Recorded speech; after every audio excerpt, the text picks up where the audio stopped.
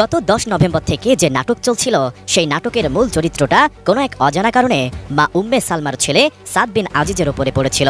গোটা দেশে নিন্দার ঝড় বয়ে গেছে। ছেলে মাকে হত্যা করতে পারে এমন প্রশ্ন ছিল বগুড়া সহ। একজন মাকে তার ছেলে, তার নিজে গর্ভধারিণী ছেলে কখনোই তাকে টাচ করতে পারে না। একজন মাকে একটা ছেলে, তার নিজের সন্তান কখনোই তাকে মারতে পারে না, এমনটি আমরা কিন্তু সবসময় বিশ্বাস করে এসেছি। এবং এই ঘটনাটা যে বগুড়ার যে ঘটনাটি ঘটেছে, মাকে ছেলে মেরে ফ্রিজের মধ্যে আটকায় থইছে। ওখানে তদন্ত করে পাওয়া গেছে যে ফ্রিজের মধ্যে মাকে হত্যা করে ফ্রিজের মধ্যে লুকায় রাখছে। সেই কাজটি করেছে কিনা তারই নিজের সন্তান, আর সেই সন্তানটা কিন্তু মাদ্রাসায় পড়তো। আপনাদেরকে একটি কথা বলতে চাই, যদি মাদ্রাসায় শিক্ষা গ্রহণ করে এবং তার নিজের বাবা, নিজের গর্ভধারিণী জন্মদাতা বাবা, সেই বাবাও কিন্তু ওই মাদ্রাসার একজন শিক্ষক, তাদের একটা মান সম্মান আছে, তাদের একটা ইজ্জত আছে। এবং তার বাবা কিন্তু বারবার করে মিডিয়াতে বলছে যে আমার ছেলে খুনি হতে পারে না, আমার ছেলে এই কাজ করতে পারে না। তারপরেও কিছু কিছু কথা প্রচার হয়েছে যে তারই মাকে তার ছেলেই হত্যা করেছে। দর্শক, ঘটনাটি সঠিক তদন্ত এখন পাওয়া গেছে। এখন পাওয়ার পরে এই ধারণাটা কিন্তু মানুষের চেঞ্জ হয়ে গেছে, কারণ দেখছে তদন্ত করে, সিসি ক্যামেরা ফুটেজ যখন দেখলো, সঠিক তদন্ত তখন কিন্তু তারা পেয়েছে। দর্শক, গোয়েন্দা বিভাগের অফিসাররা বলতেছে যে তার মাকে এই ছেলে হত্যা করে নাই, হত্যা করছে তারই ভাড়াইটেরা। তো এই যে ঘটনাটি ঘটলো ওখানে এবং তার মাকে তা ছেলে মারে ফেলছে, এই তদন্তগুলো না করে এখন সোশ্যাল মিডিয়া কিন্তু পুরা তোড়পাড়। কারণ শিক্ষা গ্রহণ করছে মাদ্রাসায়, সেই মাদ্রাসার একটি ছাত্র তার নিজের মাকে হত্যা করেছে, এরকমেরও কিছু নিউজ করেছে। এখানে কিন্তু ইসলামকে ছোট করে দেখা হয়েছে।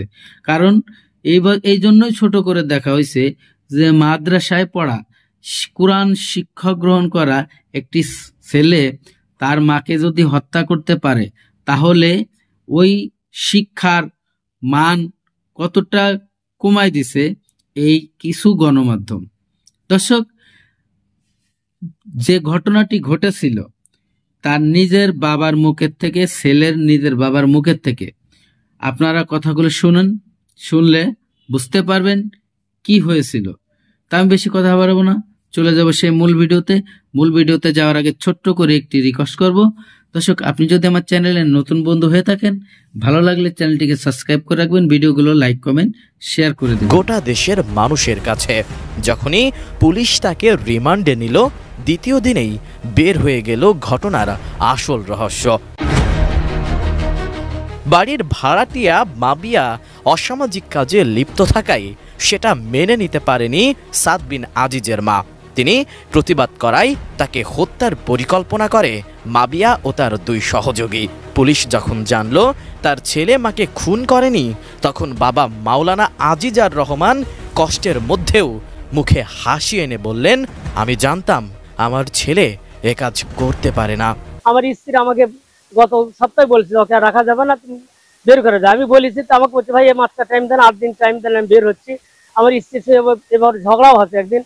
আমার স্ত্রী বলছে আপনি চলে যান, ভাড়া দেওয়া লাগবে না। সে বলছে যে আপনি কি বলেন, অজবাদকে বের করে দিতে পারবেন, খারাপের কি দেখেছেন, এ ধরনের কথা সে বলি চাই। সেগুলোর কারণে মানে আমার স্ত্রী আমাকে ঘটনা 2 দিন আগেও বলেছে যে তুমি হয়তো বুঝতে চাও বের করে দেওয়া লাগবে, ওই যে অঘটন ঘটাতে পারে, এ কথা আমাকে সে বলছিল। বগুড়া দুপচাচিয়ার যে ঘটনা সারা দেশে আলোচনা ফেলে দিয়েছিল, 19 বছরের ছেলের হাতে মায়ের হত্যাকাণ্ডের ঘটনা, যে ঘটনাটি কিন্তু বলেছিল র্যাব আনুষ্ঠানিকভাবে প্রেস ব্রিফিং এর মাধ্যমে।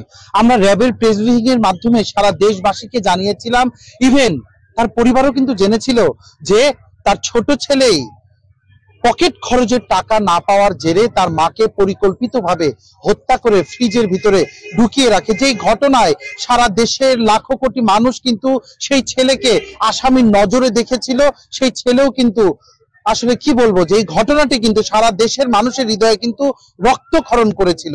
সেই ছেলে যখন আদালতে তোলা হয় তখন পুলিশ 7 দিনের রিমান্ড দাবি করে। পুলিশ 3 দিনের রিমান্ডে আনার পরই কিন্তু বেরিয়ে আসে চাঞ্চল্যকর তথ্য, এবং ঘটনা কিন্তু মোড় নেয় এখন সম্পূর্ণ অন্যদিকে।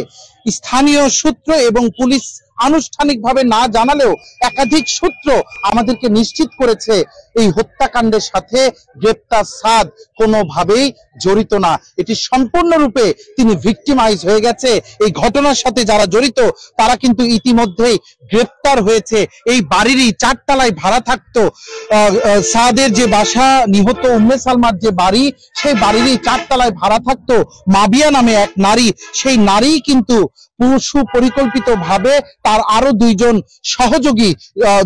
সহযোগীকে নিয়ে তারা কিন্তু এই হত্যাকাণ্ড ঘটিয়েছে। ইতিমধ্যেই আজকে সকাল থেকে কিন্তু আমরা দুপচাঁচিয়া থানা পুলিশ এবং জেলা গোয়েন্দা শাখার টিমের সাথে আছি। এখানে এখন পর্যন্ত যেটি আমরা দেখতে পেরেছি যে সকালবেলায় পুলিশ কিন্তু উদ্ধার করেছে এই যে চাবি, এই চাবি কিন্তু উদ্ধার একটু আগে এই বাড়িরই 4 তলা থেকে গ্রেপ্তার মাবিয়ার বাড়ি থেকে পুলিশ উদ্ধার করেছে। একই সাথে হত্যাকারীরা যে ভ্যান ব্যবহার করে এই বাড়িতে এসেছিলেন সেই ভ্যানও কিন্তু জব্দ করেছে। পাশাপাশি এই বাড়িতে যে ওয়াইফাই রাউটার ছিল তা কিন্তু ঘটনার পর থেকেই খুঁজে পাওয়া যাচ্ছিল না, তাও কিন্তু পুলিশ আজকে উদ্ধার করেছে। পাশাপাশি সম্মানিত ভিউয়ার্স, এতক্ষণে আপনারা যে ভিডিও ক্লিপটা দেখেছেন আশা করি হয়তো আপনাদের ভালো লেগেছে। যদি ভালো লেগে থাকে অবশ্যই আপনার মূল্যবান মতামত কমেন্ট বক্সে কমেন্ট করে জানাবেন। আর এর নিত্য নতুন ভিডিও দেখার জন্য অবশ্যই চ্যানেলটিকে সাবস্ক্রাইব করে রাখবেন, ভিডিওগুলো লাইক কমেন্ট শেয়ার করে দেবেন। আজকের মতো ভিডিও থেকে বিদায় নিচ্ছি। সবাই ভালো থাকবেন, সুস্থ থাকবেন, আল্লাহ হাফেজ। রাতে আসলে এই সাদ এবং তার বাবাকে জিজ্ঞাসাবাদের জন্য র‍্যাব 12 বগুড়া ক্যাম্পে নিয়ে যায় এবং মঙ্গলবার একটি আনুষ্ঠানিক